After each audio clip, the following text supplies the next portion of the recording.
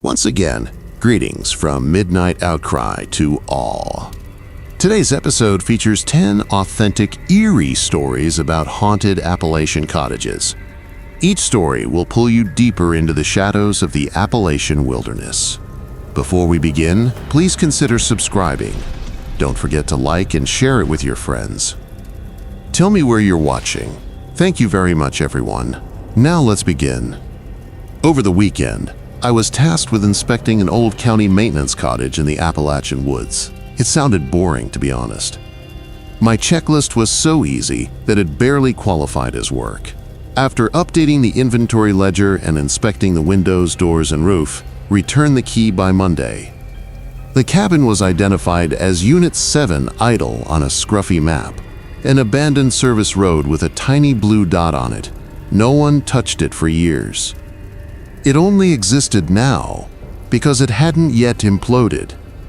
I parked where the service road abandoned the chained gate and faded signage, and I signed the trip log that was zip-tied to the post. I had an old brass key with the number 7 on it, numbered inventory tags, a tape measure, a basic clipboard, and a county field log. It was a walk the last half-mile in. The trail wound up through dense bush and a narrow cut before leveling out into a clearing just wide enough to be seen. There was the cabin, one room, a liento closet, a small corner stove, a small porch. No neighbors, no road access, and not even an outhouse. I was by myself in a building that had been abandoned for many years. As with the Filewood sighting photo, my first thoughts were the same. There was no obvious drooping, the wood was still intact, and the roofline was straight. As I went along, I took notes and photos. The front door readily accepted the brass key. It smelled of cold metal and dry wood, as though no one had been there for years. It was clean, but not intentionally. It was just the same. Near the door are shelves with enamel mugs, an old kettle, a tin can, a single light base, a ledger book, a broom, a small table, a chair, and a cot. I found my rhythm. List everything. I record aloud into my phone to ensure I don't miss anything. 4 mugs, 2 plates, a kettle, a tin, a lantern base, 5 rusty nails in a small glass jar, and no mantle. I marked the chair as 7 chains after taking a quick photo of each. Measured the room's north wall, which is 12 feet 11 inches. It's the same in the south. Walked around the outside. Nearly everything was in agreement. The back door even lined up with the file note. Seal the lock with paint. 20 years unchanged. My key did not fit either. I took note of the disparity, disregarded it, and went on. When I sat down to update the paper ledger, I ignored the most recent entry, which had been made 10 years prior. The handwriting was neat, almost too neat. For instance, a missing kettle lid or a loose hinge. I left the structure in place, recopied the inventory, and wrote my initials and the date. Redundancy makes the people who deal with the paperwork feel better. After carefully setting the book on the table and closing it, I went outside to retrieve my lunch pack. 5 minutes had not elapsed. When I got back, the ledger was open on the shelf. I stopped in the doorway and just stared at it, knowing that I hadn't left it there. And if they had followed me in, they would have had to go right by me on that narrow track. I hadn't experienced any odd sensations yet. Well, I may have forgotten. I put it there instead of on the table, maybe without thinking. It happens. I scrawled a small note, put it back where I had left it, and set it exactly on the table's edge. They moved the ledger, repaired. I went to the shelves and squatted down to check under the mugs for stamps, hoping to find the maker. That's when I noticed that one had some moisture around the rim. It feels less like water spilling and more like someone took a taste and put it back. Without touching it, I placed a rag over it and flipped it in the old tin sink, and sure enough, 1 drop fell. Nothing that might have leaked nearby or above it was leaking. The rag was dry, except where it touched the mug. I wrote cup moist, unknown source. I left it inverted in the center of the table and went back to cataloging. On my second walk around the perimeter, I noticed something odd. like the trees were a little closer in than they had been previously. I measured the distance to a specific stump that I had previously logged from the porch. There were 2 fewer. Maybe I was just tired, I thought, or maybe I was just walking differently. Utilized the backup tape. The measurement didn't change. Dismissing it, he blamed it on bad timing. When I went back inside, the same mug was standing up again, precisely in line with the other 3 on the shelf. I must admit that I felt a little nauseous. I knew I hadn't moved it. I listened to my voice notes once more to make sure. They counted the mugs. They moved the wet one. It deters surprises, I joked. I then heard the chair scrape back as I was Saturday. Then, nothing. I didn't move it. I wrote it down. The cup was put back in its original position without my help. They took a photo. I started marking everything. Painter's tape can be used to measure the distance between walls. The floor is marked with tiny X's for furniture. Put a green strip across the back door to see if it opened. I initialed the strip. Rowan, this went beyond ordinary scrutiny. I didn't want to guess what was wrong just yet. By late afternoon, I had finished the report. Apart from the cup scenario, the walls are straight, the roof is solid, and the inventory is technically intact. I put the spare car, cabin, and both keys on the table and marked the broom while I packed away some trash.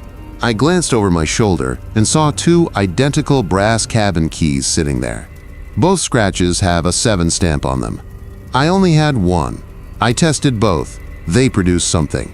I sealed the other in a numbered evidence bag, pocketed the other, and put a tamper sticker on the first. I refused to take any chances. Protocol requires you to do it overnight if the site has been vacant for more than 5 years in order to deter vandalism.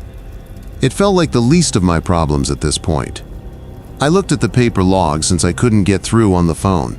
At 1900, doors are secured. There is no damage to the green strip. At 2000, inventory is steady.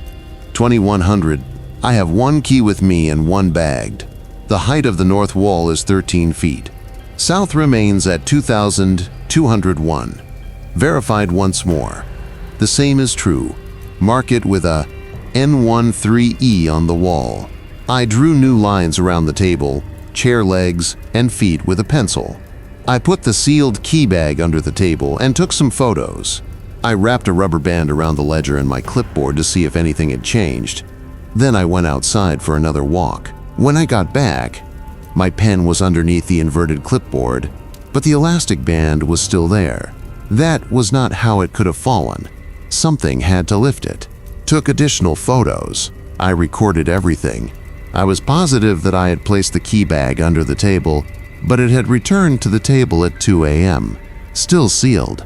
I pushed it back and put a sticker dot underneath it to mark it on the floor.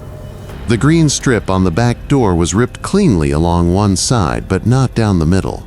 I glanced at the threshold. The 3 grains of rice I had left across the sill were now inside, arranged in a tiny triangle, as though someone were trying to speak to me. By 3 in the morning, I had 5 mugs on the shelf.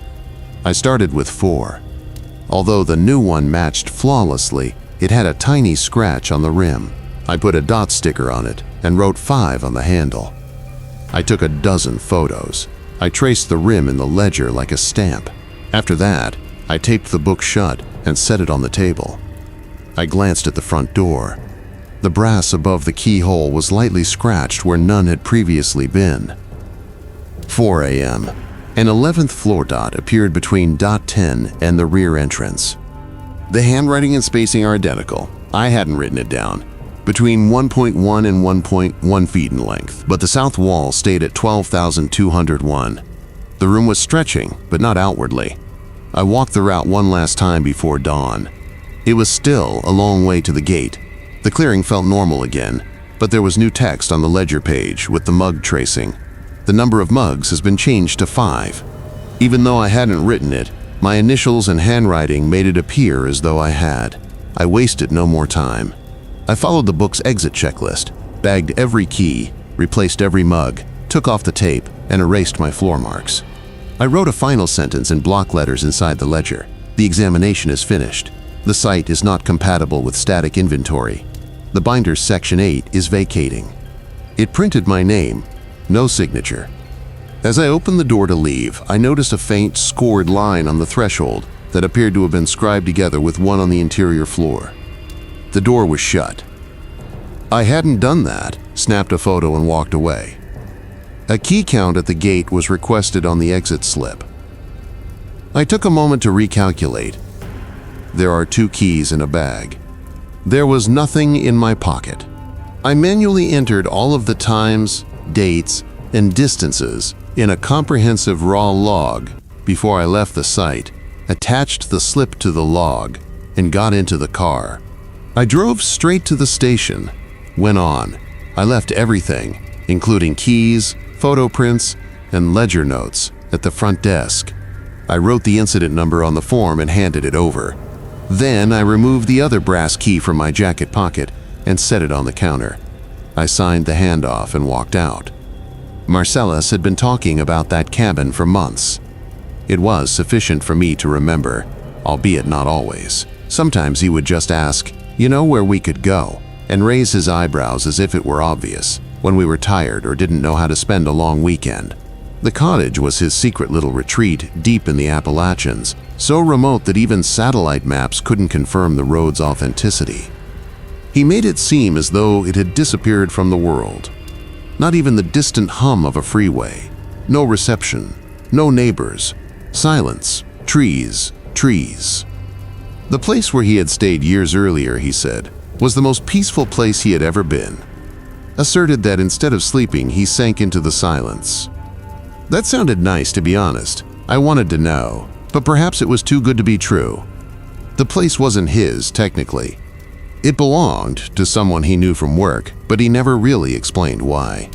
In other words, he helped the man with something and in return allowed him access to the cabin whenever he wanted.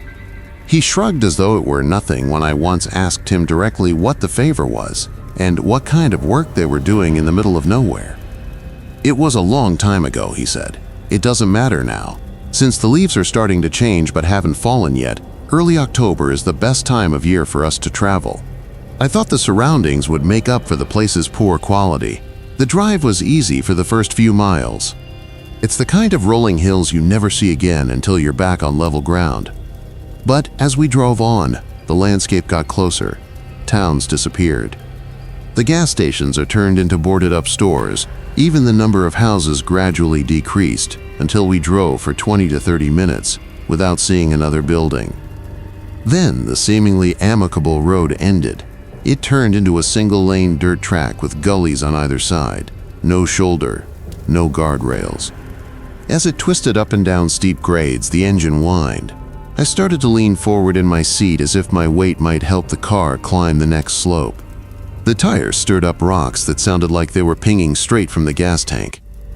When we finally reached the clearing, I must admit that I thought we had gone in the wrong direction. The trees pressed so close together that the forest seemed to be holding its breath.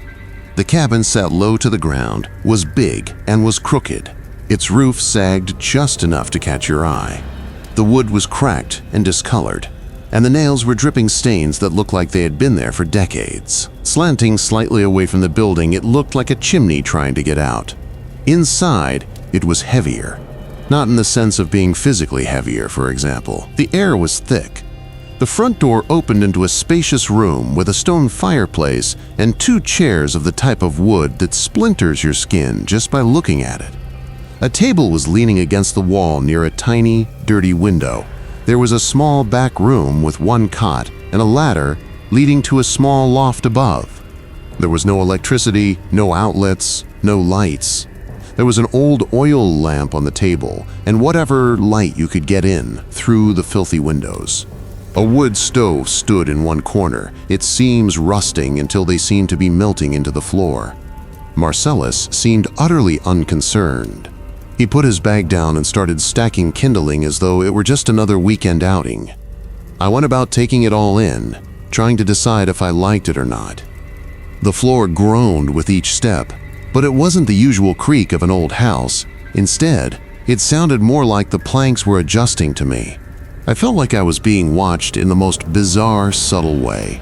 I'm not paranoid, I just watched. Then I saw the markings right in the door frame of the back room. Their maker appears to have been rushed or unconcerned with neatness, as evidenced by 3 irregular vertical lines that are deeply carved into the wood. They weren't brand new, but they weren't faded either. The strangest thing was the color. Inside the incisions, the wood appeared older, as though it had been cut in a different century than everything else, and it was darker, not because it had rotted. We sat down at night with the fire burning and the lamp lit. The cabin was passable, but not very comfortable. We warmed up some canned stew on the stove and talked about going to check out the ridge in the morning. "There will be a vista worth the hike," Marcellus said. There was complete silence outside. No breeze, no creaking branches, no crickets. It was as if the earth had stopped moving. I was awakened after midnight by this sound. Not footsteps. Definitely not footsteps. It took longer. More substantial. Like something was being pulled over the porch. Wood touching wood. A slow grinding slide. Then it stopped. Then started over.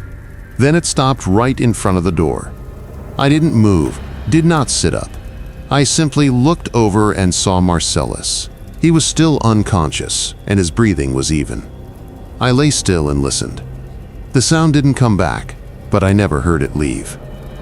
In the morning, I glanced at the porch. Nothing. Nothing had been there. No marks, no signs. But when I looked at the carvings in the doorframe, they seemed longer. Just a few inches, maybe, but enough for me to notice. Enough that I stood there trying to convince myself that nothing had changed for far too long. Hiking took up most of that day. The path up the ridge was steep, but not harsh. The scenery was pleasant, but the woodland didn't feel as empty as it seemed. Sometimes, without any reason, I caught myself glancing over my shoulder. Once, Marcellus stopped and looked at him, as though his mind had been unsteady. He muttered, in part to himself, "You could follow someone out here real easy. Never be seen," and carried on walking. I didn't respond. I didn't want to know what made him say it. We got back just before sunset. I examined the marks once more. It remains. Still, it's too long. But I was tired, I told myself. As I expected, it must be. That second night, the sound came again. The same dragging scratch, but this time it went around the side of the cabin, following the wall. I could hear it moving steadily and slowly, as if it were circling us, if that's even the right word. It stopped at the main entrance. Instead of flickering as though the oil was running low, the lamp flickered as though the air had thickened and partially blocked the flame. It didn't move. It just paused. Marcellus sat down. "Stay quiet," he said quietly. Neither of us moved. The commotion persisted at the entrance. Again, there was silence. No knocking, no rattling of the handle, no movement. But this time, it wasn't quiet. It was burdened. Eventually, it diminished or came to an end. I'm not even positive. But it didn't leave. I was in no way able to hear. When we woke up, the door was slightly open. I know I locked it. The latch had clicked, but it hung there, a little jarred. There were no reviews, no details on the caretaker's character, and no indication of Arendra's identity. If it hadn't been so inexpensive and I required that type of seclusion, I probably would have scrolled past it. What I wanted was to be deeply secluded. According to the directions, the key was hidden beneath the porch steps by a porcelain frog. I hadn't even turned off the engine when she came forward, opened the door, and got out of the car without even looking at the floor. "You're here," she said, voice soft and matter-of-fact. No warmth, but not exactly cold either. Somewhere in between. I grabbed my bag and climbed the steps, feeling her watching my every move like I was auditioning without a script. Then she launched into what felt like a prepared statement, moving through rooms with brisk efficiency. "That's the stove wood only. No gas. This window sticks, so don't force it. Don't move anything from this shelf. They don't like that." Pause. No explanation. She just kept walking. Her tone clipped in flat. I stood there waiting for something, anything to tell me it was a drill, a joke. She didn't give me even a moment. The kitchen was small, a compact space that seemed like it had been tacked on later. The bedroom had a lopsided dresser, drawers misaligned like crooked teeth. The sitting room had a couch yawning wide in one place, firm and uncomfortable in another. She motioned at a narrow door tucked into a corner. It looked too slim to be much more than a broom closet. "Storage locked," she said, then turned on her heel. She didn't pause, didn't wait for me to say anything. Just let the words hang there like that single sentence was enough. We ended up back by the front door. I didn't say much, maybe a handful of words. She asked if I'd brought food. Told me I wouldn't have cell service, but there was a landline emergency only. And then she left. No goodbye, no wave. She just closed the door behind her. I unpacked, in silence, cooked something simple on that single burner, something quick and lazy. Then I went to bed early before dark had fully settled in. I lay there in that quiet, feeling like the walls were listening. First light. I made coffee and wandered through the cabin again, this time more slowly. I moved room to room, mug in hand. Nothing added up. Floors didn't line up. Walls met at odd angles that seemed painful to sit in. In the kitchen, a window faced straight into the back of a closet. In the bedroom, the window looked out at a wall of warped boards like it was meant to block something I wasn't supposed to see. My eyes kept drifting back to that narrow door. The padlock was ancient rust flecking off the surface. I crouched and noticed a chill draft slipping under the door. Just enough to set my skin crawling. Probably just a crawl space, right? That's what I told myself over and over. Nothing to worry about, just odd. Later, I hiked, headed out with only that cabin in mind. The trail was quiet as a paused breath. Trees made strange shapes against the sky. Sometimes a gust would brush through and leaves would shiver even though the air felt still. Not a single other person in sight. By the time I got back, evening had sunk in. Shadows pulled around the cabin. That soft hush wrapped tightly around everything. I was kicking off my boots when the lights blinked once and died. The fridge stopped humming. The heater went silent. Even the little hum of electricity vanished. I fumbled for my phone and clicked on the flashlight. The light beam cut across the room, stretching every scrap of furniture into elongated, trembling shapes. I tried the outlets. Nothing. Poked behind the fridge. Zilch. I combed every wall, but there was no breaker box, no panel, no switch, nothing. 10 minutes of slowly failing hope drained away, and I finally pulled out the scrap of paper with a renderer's number on it. Called it. She picked up immediately. "Stay there. I'm close." Her knock followed within 5 minutes. I peered through the window before standing up. She was there in the dark, holding a lantern. No expression. The light haloed her face. "Was walking the ridge," she said quietly, moving inside. "Saw your call light, quiet, nonchalant. Still no hint of sympathy or alarm." She ignored the weird silence and stopped right at that narrow door, pulled a heavy ring of keys from her pocket, chose one, and the padlock clicked open like that moment had been drilled into place in her mind. The door swung open to reveal a steep, narrow staircase. Darkness swallowed the bottom. Only the lantern's glow lit the first few steps. "Breakers down there," she said. "Come with me so I can see. Not would you, not can I show you." An assumption, almost a statement of fact, like I'd always agree. My mind scattered. She never said anything about a basement. Most cabins stash the breaker outside. She got here too fast for someone supposedly walking the ridge. And she seemed to be waiting both now and last night. I took a slow breath. "Need my coat," I said, even though I had no intention of getting it. She didn't budge, just stood there, lantern in hand, unwavering. I turned and walked past her, calmly, stepped through the front door, and didn't look back. I cut through the yard, past the cabin, and into the trees. My phone light flicked in short bursts, tiny beacons in the dark, just enough to guide me. I found a clearing and called 911. My voice shook so much I had to repeat the directions. Something about a rusted gate, an unmarked fork in the road, and winding gravel that disappears into the forest. I glanced back toward the cabin, The lantern still glowed in the window like a beacon or a watchful eye. The deputies arrived in the dark. They went in easily. Arendra let them in without hesitation. They found the breaker box nailed to the outside wall, hidden behind a warped tin panel. Someone had manually flipped the switch. Basement. The deputy said it was empty. I didn't wait around. I left before the sun could report for duty, got in the car and started off in silence. Didn't look back. My cousin Shane had this hunting lease tucked so far into the Appalachian, you'd never find it unless someone showed you. He'd been going there for years, just him in the woods, disappearing for long weekends, like it was a personal ritual. He used to talk about it like it was the only place he could actually breathe, said it had no signal, no traffic, no people, just the kind of quiet you forget exists. He always made it sound so pure, like some hidden gem. Honestly, it sounded boring as hell to me for the longest time. But one summer, I guess I hit that wall everyone hits in their late 20s. Work was draining me. I was dealing with a breakup, and everything in my life felt noisy. So when Shane casually said, "You should come out there sometime, just us, the creek and the fire," I surprised myself by saying, "Yeah."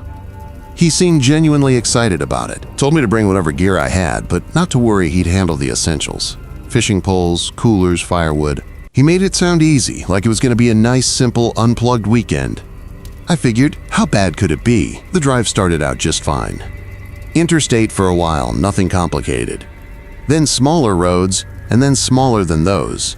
The further we went, the twistier it got. Tight curves, blind hills, the kind of roads where your GPS gives up and just says, "Good luck." Eventually we lost pavement completely. Just gravel and dust bouncing along as branches scraped the sides of the truck. My phone hit 0 bars, then wouldn't even open a map. That was the first moment I started feeling separate from everything. Not in a peaceful way, more like we'd crossed an invisible line. The last stretch wasn't even a road, just 2 deep tire grooves through the trees. Every now and then, a branch cracked too close to the windshield. I didn't say anything, but I was gripping the door handle tighter than necessary. Shane, of course, was grinning like a kid on Christmas. The cabin sat down a slope, hunched at the bottom of a clearing that looked more like an accident than a designed space. The structure was all dark wood, grayed by time, slouched in the middle like it had a bad back. If you'd told me it had been abandoned 20 years ago, I would have believed you without blinking. Shane saw my face and laughed. It's got character. Sure. Character also probably tetanus. Inside was functional, bare bones. One big room with a fireplace, a couch that was mostly springs and duct tape, and a kitchen that looked like it hadn't been updated since Reagan. A hallway branched off toward the back. 2 doors. Shane tossed his bag into the one on the right and handed me a sleeping bag. "Life's yours," he said. My room was even more depressing. Narrow bed frame, lumpy mattress, and a dresser with a busted drawer hanging half open. The air smelled like old ashes, dust, and maybe a hint of wet dog. I told myself it was just nature smells, but I couldn't place that musty undertone, and it hung around, just faint enough to be annoying. Still, I was trying to roll with it. I was here. I'd agreed. Might as well lean in. That first night, we grilled some trout Shane had caught earlier in the week, cracked open a couple of beers, and sat by the fire until the stars came out. No traffic, no planes, just us and the woods. I'll admit, part of me started to get it. The quiet was unnerving at first, but there's something kind of hypnotic about it until you have to sleep in it. I went to bed a little after midnight. Shane stayed out to poke at the fire. I remember lying there staring at the ceiling, listening to the wood creak every time the wind moved the walls a little. I drifted off eventually. Sometime before dawn, I snapped awake. No dream, no noise, just suddenly alert. Then I heard it. Footsteps. Slow, deliberate ones on the hallway floor. You know how old wood sounds each step had weight? Like someone trying not to wake a baby but failing miserably. I assumed it was Shane, maybe heading to the bathroom or getting a drink. But then the steps stopped right outside my door. They didn't knock, didn't shift, just stood there. I held my breath, waiting for something, anything. But after maybe a minute, the steps turned and slowly walked away. Same slow rhythm, same pressure, fading down the hall. When I got up, Shane was already making coffee. I asked if he'd been up during the night. He looked up mid-pour and said, "Nope, slept like a rock." I told him about the footsteps. He just shrugged. "Old place, it settles." That phrase again. I didn't push it. Second night, we stayed up later. Fire going, stars bright, and the woods dead silent. You can't see more than a few feet past the tree line out there once the sun's down. I kept glancing over my shoulder even though nothing ever moved. There's just something about that level of dark. It plays tricks on you. Before bed, I checked my room. Door didn't lock. Not even a latch. Just a knob that turned both ways. A friend of a friend had a family cabin tucked away deep in the Appalachian mountains, and they were heading out of state for a while. They needed someone to keep an eye on the place. Nothing major, just a week or so. They weren't really using it much anymore. And I guess it gave them some peace of mind knowing someone was there. The pitch was simple. Bring in the mail. Make sure no raccoons had made themselves comfortable inside. Check that nothing had sprung a leak or collapsed. Low stakes. They told me the key was under a flat rock by the porch steps, which felt like the kind of thing you'd only do in a place where the closest neighbor was miles away. It sounded kind of ideal. Honestly, I'd been needing a break. Nothing dramatic, just one of those stretches in life where everything feels like static. I figured some quiet off-grid time wouldn't be the worst idea. I packed a bag, loaded up my beat-up hatchback, and hit the road. Getting there was a commitment. The gravel road wounded through dense woods for what felt like forever. Barely wide enough for my car and flanked on either side by steep hills and thick trees. I didn't see another car the entire drive. No gas stations, no power lines, not even a mailbox until the very end. It got so quiet out there that the crunch of gravel under my tires felt like it echoed. By the time I pulled up to the cabin, the sun was already low enough that the shadows from the trees stretched all the way across the yard. That kind of light that makes everything feel a little heavier. The place was small, maybe 2 rooms and a hallway with dark log walls that looked like they'd soaked up decades of weather. It leaned ever so slightly to one side, the way old buildings do when no one's cared for them in a while, but it was still standing, still sturdy enough. Inside, the layout was simple. You walked straight into the kitchen living area, one open space with a little wood stove in the corner, a scratched-up table, 2 chairs and shelves packed with glass jars. The jars were probably old enough to qualify as antique, full of things that used to be vegetables or fruit, but now looked like abstract art and syrup. Some labels were hanging on by threads, yellowed and curling like dried leaves. I wasn't planning to eat anything from them. At the far end of the room was a narrow hallway. On the left, a door to the bedroom. On the right, another door I was specifically told not to mess with. Storage room full of junk, they'd said. Don't bother. Fine by me. That first night was uneventful. I lit the stove, unpacked a few clothes, and curled up on the beat-up couch with a book. No internet, no signal, no distractions. I fell asleep without much trouble. The second morning I stepped out to stretch my legs and noticed the mailbox by the gate, a rusted old metal thing with one of those flags that never stays up. I hadn't even realized it was there when I arrived. Curious, I walked over and opened it. Inside was a single sheet of paper folded neatly. No envelope, no writing, just blank, smooth paper, crisp edges. I assumed it was nothing. Maybe some old junk mail that had gotten wet and dried out.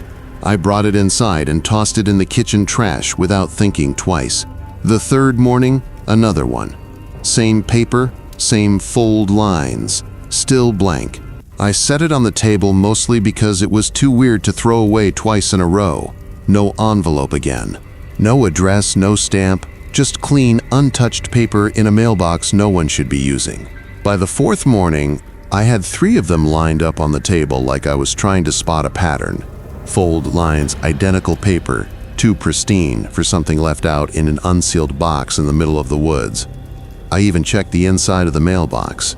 No signs of moisture or dirt. Somehow, the paper always looked untouched.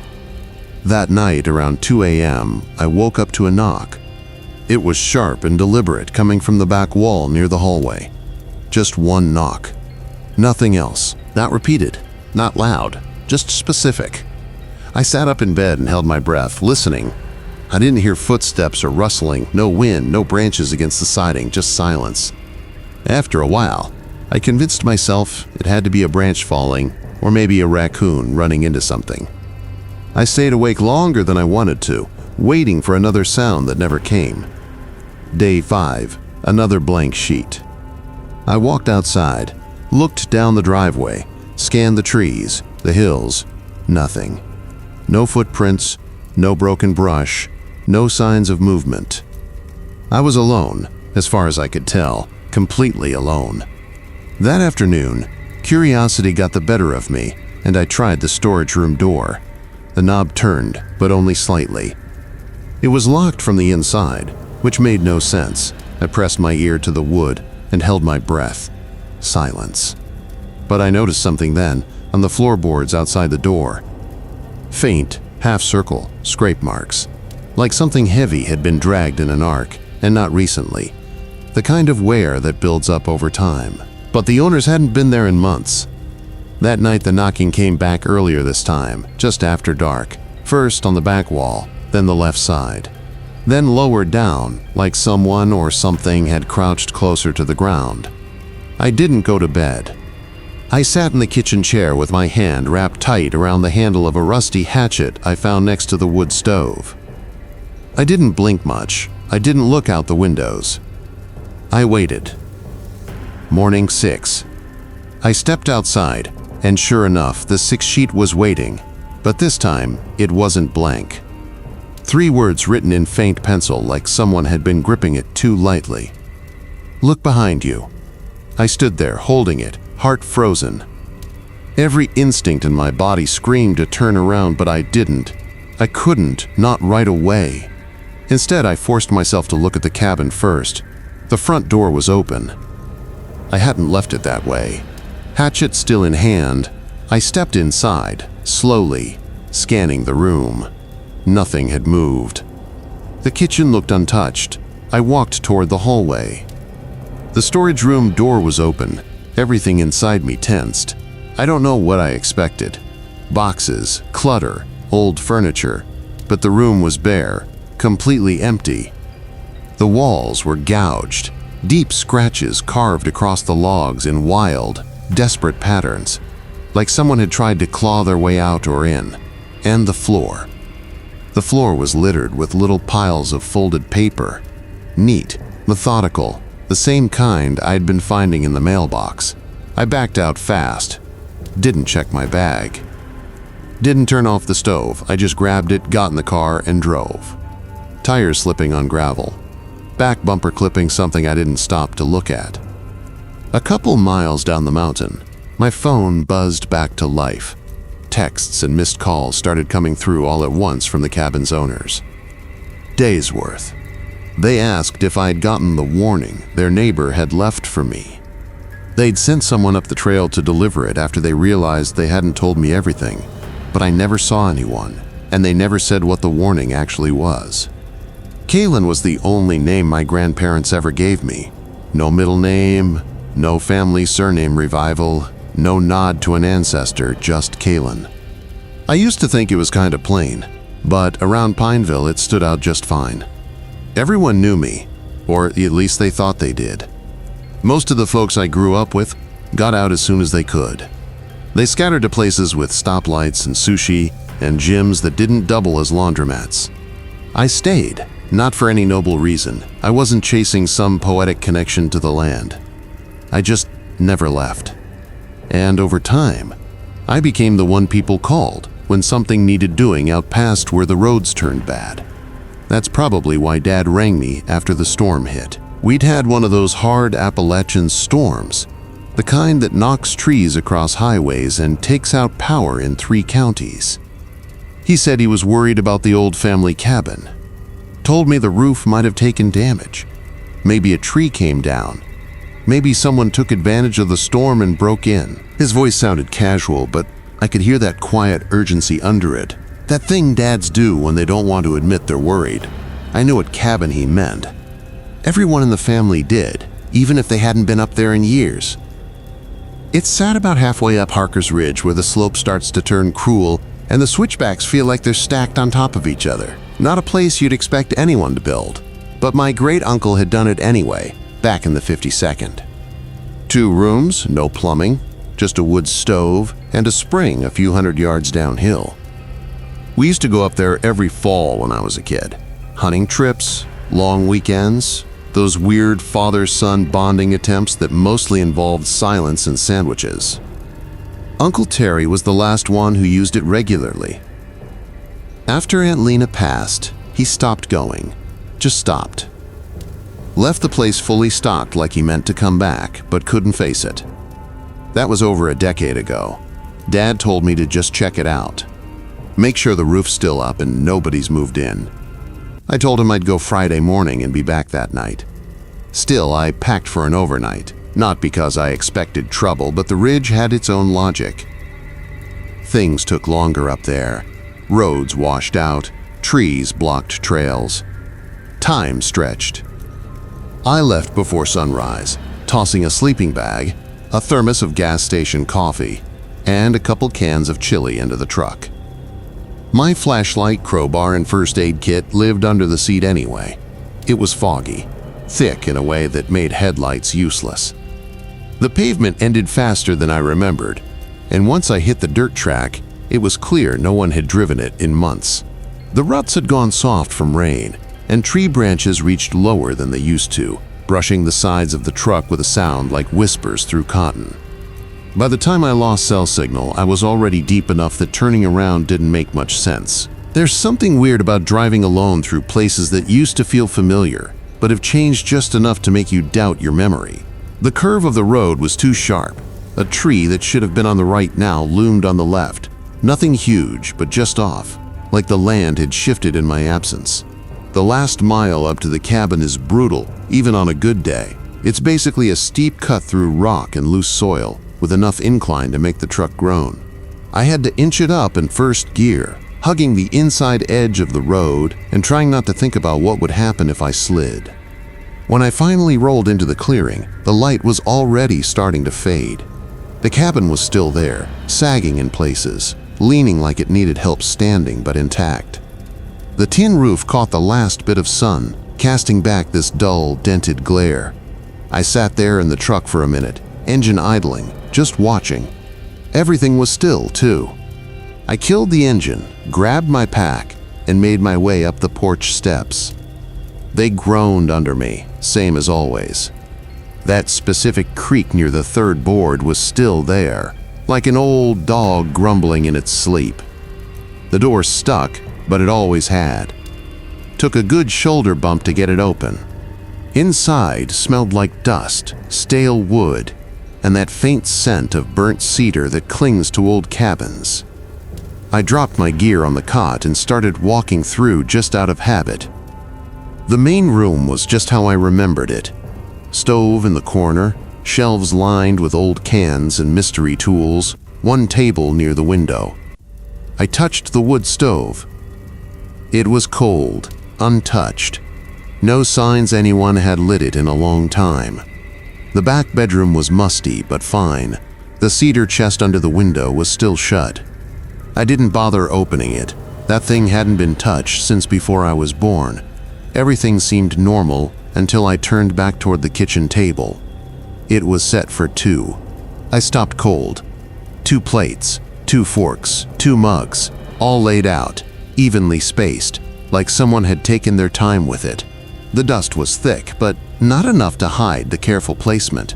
Nothing on the plates, no food, no crumbs, just that weird formal arrangement. And the thing was, I knew for a fact that table had been empty last time I came up here.